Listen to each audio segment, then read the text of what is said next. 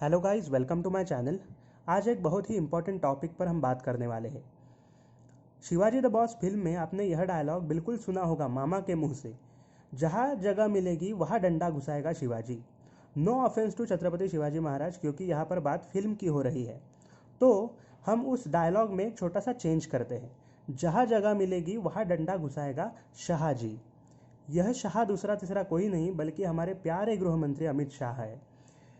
जैसे उस फिल्म में शिवाजी भ्रष्टाचारियों की वाट लगा देता है, बिल्कुल वैसे ही शाहजी सिर्फ भ्रष्टाचारियों की ही नहीं बल्कि आतंकवादियों, देशद्रोहियों, नक्सलियों की वाट लगा रहा है। जब से यह महाअघाड़ी सरकार सत्ता में आई है, तब से आपने देखा होगा कि केंद्र की सारी एजेंसियां महाराष्ट्र में डेरा डाले हुए हैं।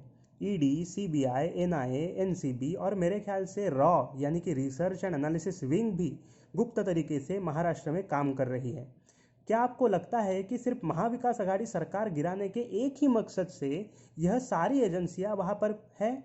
बिल्कुल नहीं। लेकिन आप इस बात पर गौर करिए कि जब से यह सरकार महाराष्ट्र में आई है, तब से सभी ऐसे तत्व फिर से एक्टिवेट हुए हैं। वसूली हो, ट्रांसफर पोस्टिंग रैकेट हो, बॉलीवुड माफिया हो, ड्रग्स रैकेट हो, यह सब बस पीक ऑफ आइसबर्ग है। अगर बात निकली है तो दूर तलक जाने वाली है। यह ऑपरेशन कमल नहीं बल्कि ऑपरेशन भारत है।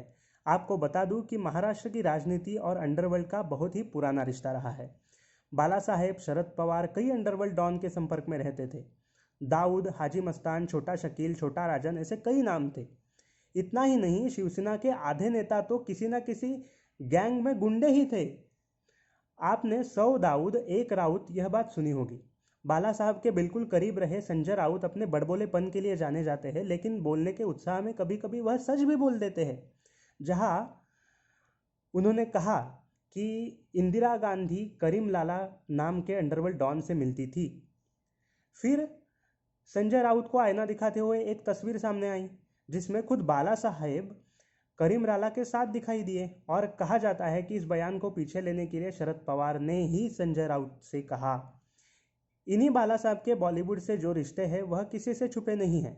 यहाँ तक कि आतंकियों के हथियार छुपाने वाले संजय दत्त को भी बाला साहब ने सपोर्ट किया था।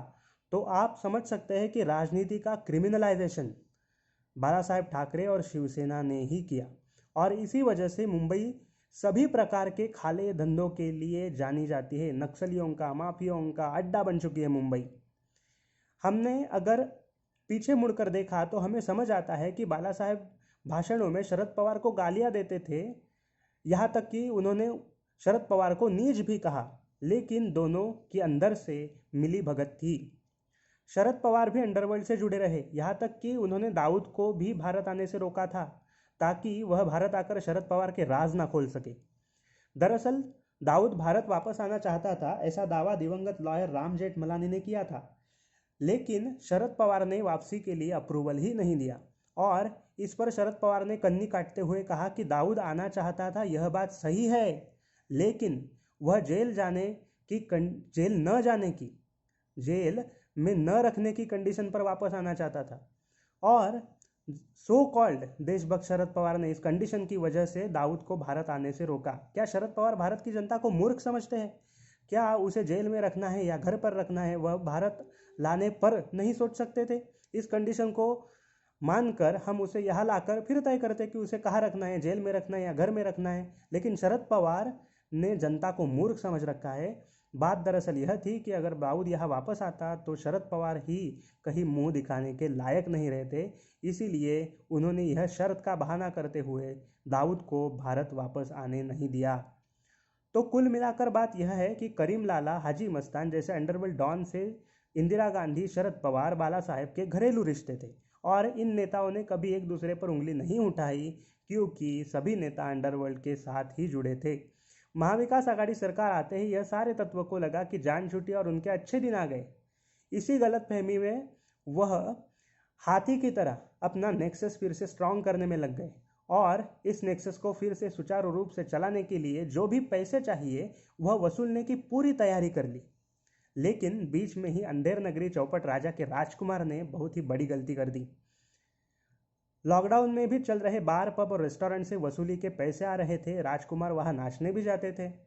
इसी बीच ड्रग्स का काला व्यापार भी जोरों पर चल रहा था, पर अचानक इस व्यापार का भंडाफोड़ हो, इसलिए एक एक्टर को अपनी जान गंवानी पड़ी जिसका नाम था सुशांत सिंह राजपूत। बॉलीवुड माफिया और बार पब ड्रग्स का भंडाफोड़ ना हो, इसलिए एक होनहार एक्टर ने अपनी जान गंवाई, और तभी न्याय का और इंसाफ का डंडा घुसाने आ गए हमारे प्यारे गृह मंत्री अमित शाह। मानो या ना मानो, लेकिन सुशांत सिंह राजपूत की मृत्यु एक ब्रेक थ्रू पॉइंट है। जहां पहले सीबीआई की एंट्री हुई, फिर एनसीबी की, फिर वसूली कांड की वजह से ईडी की। अगर वह वाकया न होता तो अमित शाह डंडा नहीं घुसा पाते। इसीलिए सुशांत सिंह राजपूत का बलिदान बिल्कुल व्यर्थ नहीं जाएगा। अब शुरू हो चुका है भारत की आर्थिक राजधानी मुंबई को स्वच्छ करने का काम। जी हाँ, एक प्रकार से आघाड़ी सरकार आने से देश पर एक एहसान ही हुआ है, क्योंकि यह सरकार आने के बाद यह सभी तत्व फिर से एक्टिव हो गए। अब इनका समूल नाश करना अमित शाह के लिए आसान हो गया है। जब आघाड़ी सरकार के नेता इन सभी तत्वों के, आतंकवादियों के, नक्सलियों के, माफियाओं के रक्षण व पोषणकर्ता के रूप में सामने आ गए, इनके हाथ में सत्ता आई तब। अगर इनको सत्ता न मिलती तो ऐसे तत्वों को पहचानना बहुत ही मुश्किल हो जाता। लेकिन अब यह पूरा आतंकवादी, पॉलिटिशियन, बिल्डर, वसूली gang, porn racket, Bollywood mafia, drugs connection, underworld, यह पूरा नेक्सस सब तबाह होने वही वाला है। तबाही के रास्ते पर यह चल चुका है, और इन्हें तबाह करने वाला और कोई नहीं बल्कि हमारे प्यारे गृह मंत्री अमित शाह है।